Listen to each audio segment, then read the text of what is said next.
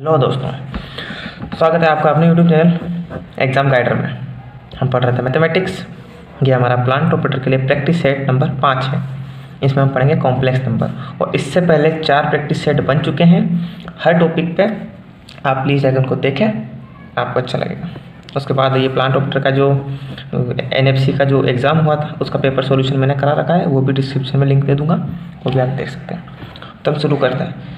Topic है हमारा complex number. Complex number मतलब हिंदी में सम्मिश्र संख्याएं।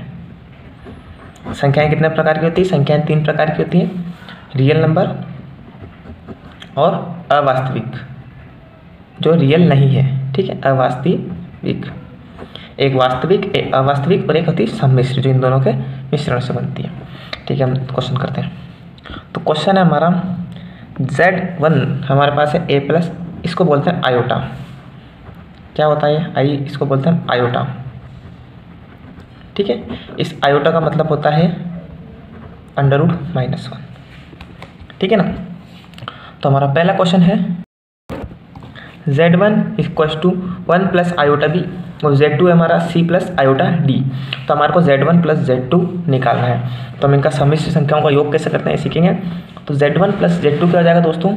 हम रियल नंबर, ये दोनों क्या होते हैं? रियल नंबर होते हैं, और जो आयोटा के साथ होते हैं वो अवास्तविक नंबर होते हैं। ठीक है, तो हम रियल वाले के साथ रियल वाला जोड़ देते हैं, और इमेजिनेशन वाले के साथ इमेजिनेशन वाला जोड़ देते हैं। तो A प्लस C और प्लस आयोटा की जगह आयोटा, B प्लस D, ये हो जाएगा हमारा इनका योग।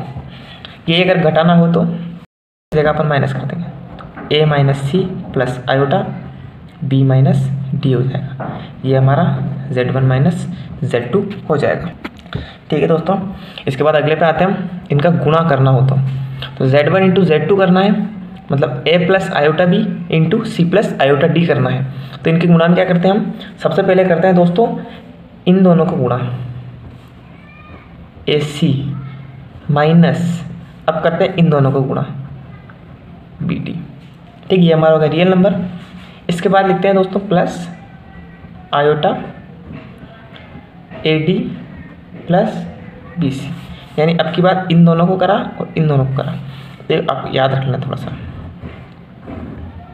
क्योंकि ये छोटे छोटे क्वेश्चन आने की संभावना रहती है। ठीक है, अब अगला करते हैं।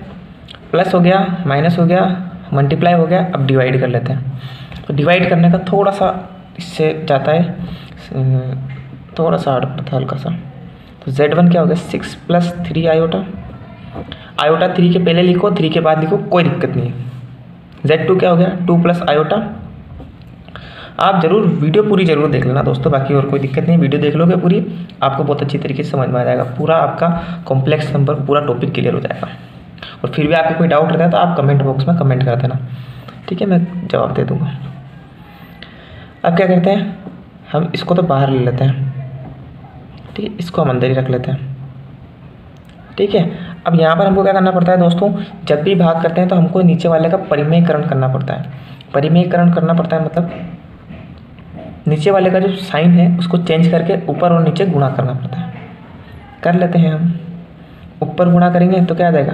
2 माइनस आयोटा, नीचे गुणा करेंगे तो 2 प्लस आयोटा और 2 माइनस आयोटा। ठीक है दोस्तों, आयोटा हो गया। अब हमारे पास एक फॉर्मूला होता है, आपने देखा होगा, पढ़ा होगा 9वीं 10वीं में। A प्लस B और A माइनस B जब होता है तो क्या होता है? A² minus B²।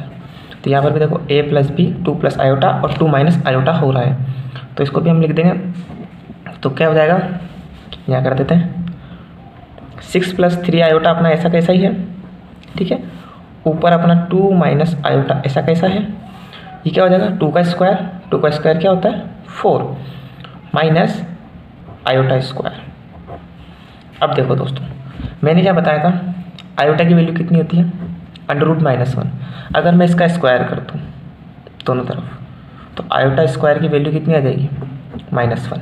ठीक है, तो आपको दो वैल्यू हमेशा याद रखनी है। आयोटा की वैल्यू क्या होती है? √-1, और आयोटा स्क्वायर की वैल्यू क्या होती है? -1 होती है दोस्तों।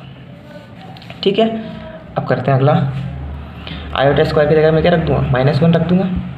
6 प्लस 3 आयोटा 2 माइनस आयोटा, इसकी जगह -1 रखता हूँ, 4 माइनस पहले से है -1 ब्रैकेट बड़ा कर देते हैं, तो 6 + 3 आयोटा 2 माइनस आयोटा, और ये ब्रैकेट खुलेगा तो ये माइनस माइनस प्लस हो जाएगा, तो नीचे क्या हो जाएगा 4 + 1 5 हो जाएगा। अब देखो दोस्तों, अब इसको हम ऊपर आ गया, आयोटा हमारा ऊपर आ गया, 6 + 3 आयोटा आ गया और 2 माइनस आयोटा आ गया, डिवाइड में 5 आ गया।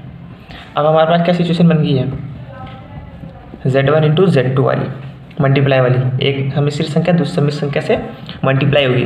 मल्टीप्लाई वाला आपको पता है AC - BD AD + BC, तो यहाँ पर AC - BD कर लेते हैं, ब्रैकेट बना लेते हैं, 1/5 को हम बाहर सेव कर लेते हैं। AD AC, A हो गया 6, C हो गया 2, 6 दूनी 12, माइनस BD 3 दूनी 3 हो गया B, और D हो गया हमारे पास -1, तो क्या हो जाएगा 3 × -1 -3 हो जाएगा। सही है दोस्तों, क्योंकि 6 × 2 AC हो गया हमारा, और BD हमारा 3 × -1, तो माइनस आ गया। अब क्या है, प्लस आयोटा AD, A क्या है, ये है, और D क्या है -1 है, 6 × -1 -6, ठीक है दोस्तों। प्लस BC, B हमारा हो गया 3 और C क्या हो गया 2, 3 दूनी 6 आ गया प्लस का। अब देखो दोस्तों 1/5,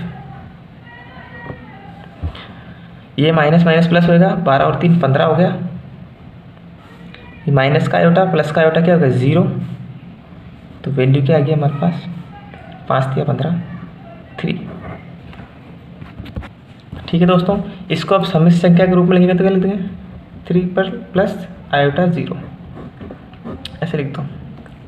अगला करते हैं, अब आयोटा क्या आ जाए घात आ जाए, तो आयोटा की पावर 4k + 2, तो क्या होता है दोस्तों जब घात प्लस में होती है ऊपर, हम इसको अलग अलग कर सकते हैं, तो आयोटा की पावर 4k अलग हो गई और आयोटा की पावर 2 हो गई। आधार समान होता है, घातें जुड़ जाती है, हमने उसका उल्टा कर लिया, आधार समान करके घातों को अलग अलग कर लिया।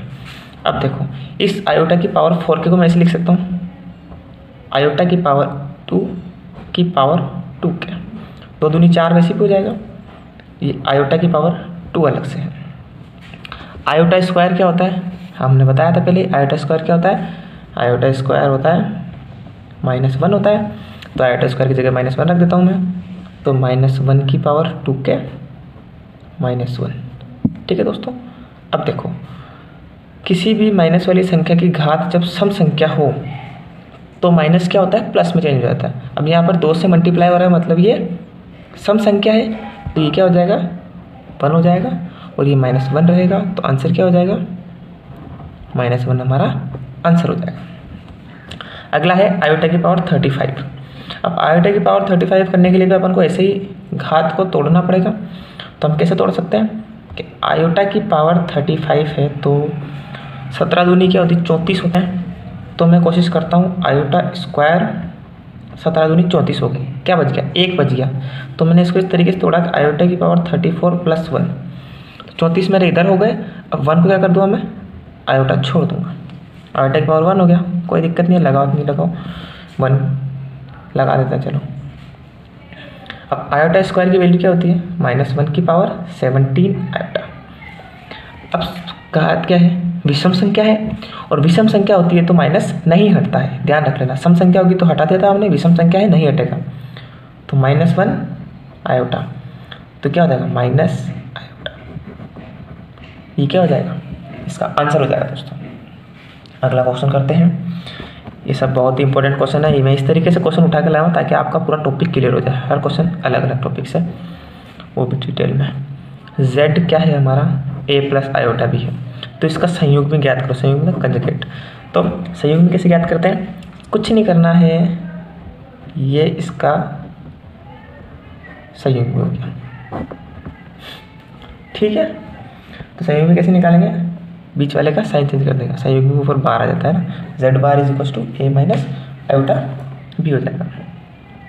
अब अगला क्वेश्चन है क्या, इसका मापांक निकालिए यानी मॉड्यूलस।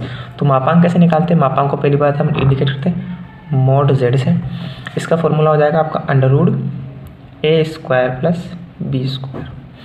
तो हमारा ए तो हमारा अभी ए ही है, बी है, तो ये हो गया हमारा इसका मॉडुलस हो गया मापांक। अगर इसकी जगह पे कोई डिजिट होता, मान लो जैसे हम ऊपर वाली ले लेते हैं हमारी इक्वेशन कि Z1 क्या है हमारा 6 + 3 आयोटा है, इसका मॉडुलस निकालो, मापांक निकालो। तो क्या करते हैं, मोड ऑफ Z1, ए क्या है 6 का स्क्वायर प्लस 3 का स्क्वायर, तो क्या हो जाएगा 6 × 36, 3 × 9। ठीक है, ऐसे ये हो जाएगा, अभी जुड़ जाएगा। 36 और 9 कितना होता है दोस्तों 45। तो इसका क्या हो गया, मॉडुलस हो गया। ऐसे आते हैं हमारा अगले क्वेश्चन पर। हमारा मॉडुलस हो गया है, और एक और क्या था वो, संयुग्मी हो गया है। अब हमारा गुणात्मक प्रतिलोम। तीसरी चीज क्या है, गुणात्मक प्रतिलोम। तो गुणात्मक प्रतिलोम क्या होता है दोस्तों, z तो है a + आयोटा b, तो z का गुणात्मक प्रतिलोम z इनवर्स होता है। तो इसको हम क्या लिखते हैं, 1/z लिख सकते हैं। तो ये 1/1 + आयोटा b हो जाएगा। ये हो गया आपका गुणात्मक प्रतिलोम। और अगर इसका फॉर्मूले की बात करें तो इसका फॉर्मूला होता है दोस्तों z इनवर्स, यानी कि z का गुणात्मक प्रतिलोम क्या होता है, z/mod z। ये मैं आपको बता चुका हूँ कि z क्या होता है, ये होता है हमारा संयुग्मी और ये होता है हमारा मापांक मॉड्यूलस। ठीक है, जैसे एग्जांपल ये मैंने लिखा था, इसका एग्जांपल देके बताता हूँ। 2 - 3 आयोटा, मैं डायरेक्ट इसका गुणात्मक प्रतिलोम लिखूँगा तो क्या लिखूँगा, z इनवर्स बराबर 1/2 - 3 आयोटा। अब इसका परिमेयकरण करके सॉल्यूशन लाऊंगा, चलो ले आते हैं। z इनवर्स बराबर परिमेयकरण करूँगा इसका, तो नीचे और ऊपर सेम संख्या से करना पड़ता है, चिन्ह बदल के। तो 2 + 3 आयोटा नीचे करा, 2 + 3 आयोटा ऊपर करा, तो क्या आ गया ऊपर, तो 2 + 3 आयोटा आ गया, नीचे a² यानी 2 का स्क्वायर 4 माइनस इसका स्क्वायर 9 आयोटा स्क्वायर।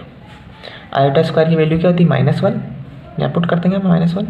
तो 2 + 3 आयोटा, 4 - 9 पहले था, -1 और आ गया। आयोटा स्क्वायर की वैल्यू क्या आएगी, -1। तो अब देखो ये माइनस माइनस क्या हो जाएगा, 9 × 1 9 × 1 9 हो गया, 9 हो गया, और माइनस माइनस प्लस हो गया, तो आ जाएगा 2 + 3 आयोटा 4 + 9, 4 + 9 कितना होता था दोस्तों 13, 2 + 3 आयोटा अपॉन 13। ये क्या हो गया इसका हमारा गुणात्मक प्रतिलोम हो गया। ये हम अगर ऐसे निकाले तो, और अगर इस फॉर्मूले से निकाले तो सीधे क्या आ जाता है, z इनवर्स बराबर z⁻, मतलब इसका संयुग्मी क्या होता है, हम केवल इसका चिन्ह चेंज कर देते हैं बीच वाला।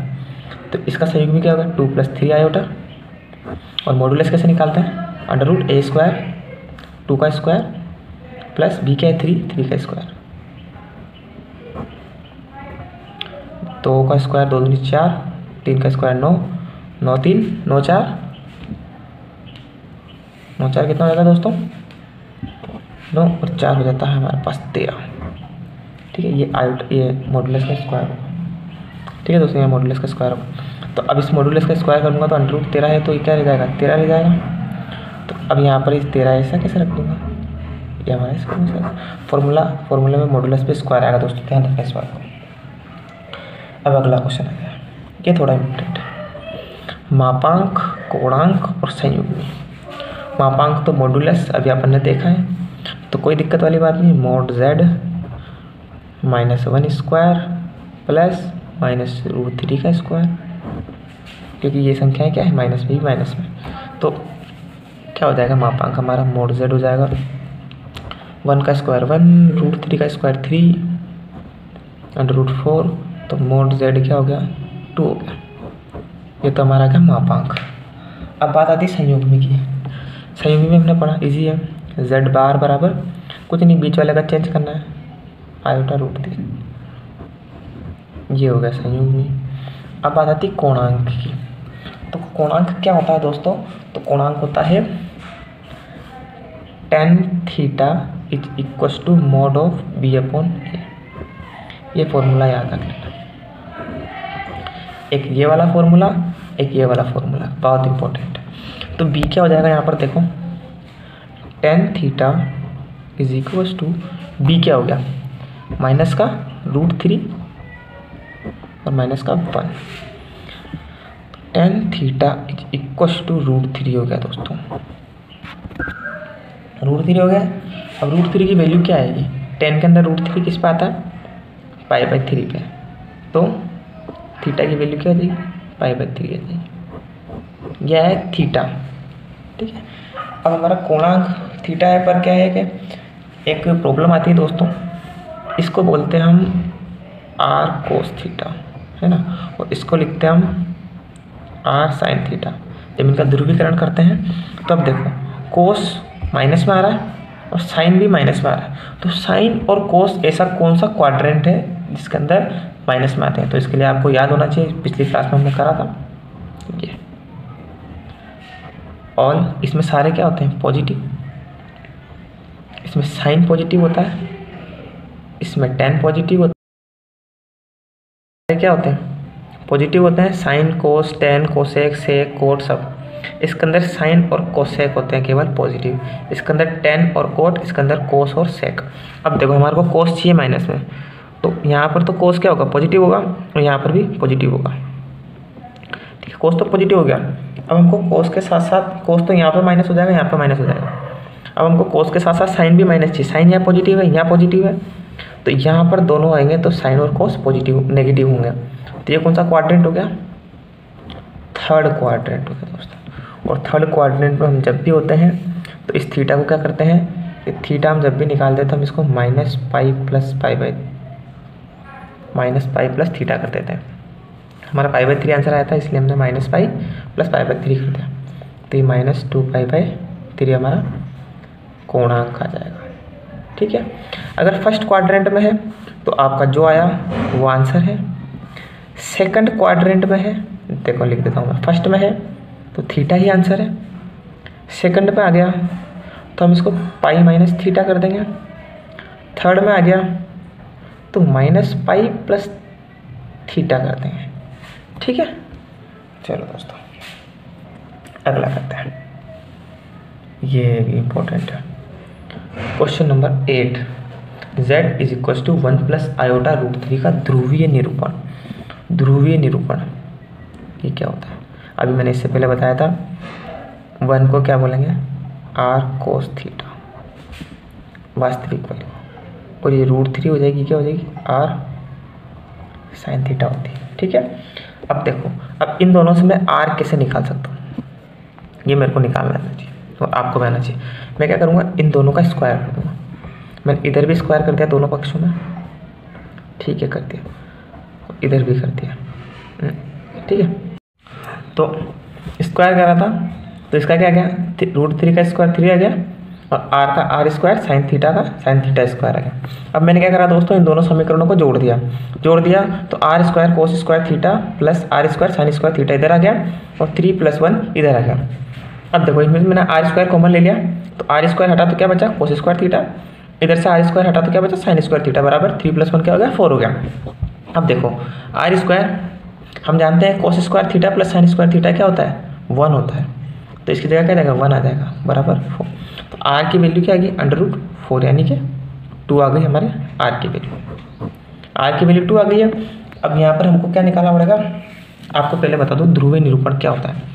ध्रुवीय निरूपण मतलब इसको z = r cos theta plus iota sine theta के रूप में हमको निरूपित करते हैं, तो उसको कहते हैं ध्रुवीय निरूपण। तो हमारे को थीटा की वैल्यू चाहिए, r की वैल्यू चाहिए मेन, तो r की वैल्यू हमारे पास आ गई 2, अब हमको थीटा की वैल्यू चाहिए। थीटा कैसे निकालते हैं हमने पढ़ा था, tan theta is equal to होता है b/a होता है, ठीक है, b/a होता है। अब हमारा b क्या है यहाँ पर √3, a क्या है 1 है, तो √3/1। तो tan थीटा √3 कब होता है, हमने इससे पहले ही पढ़ा है कि tan थीटा √3 कब होता है π/3 पर। तो थीटा की वैल्यू क्या आ जाएगी हमारे पास π/3 आ जाएगी दोस्तों, ठीक है।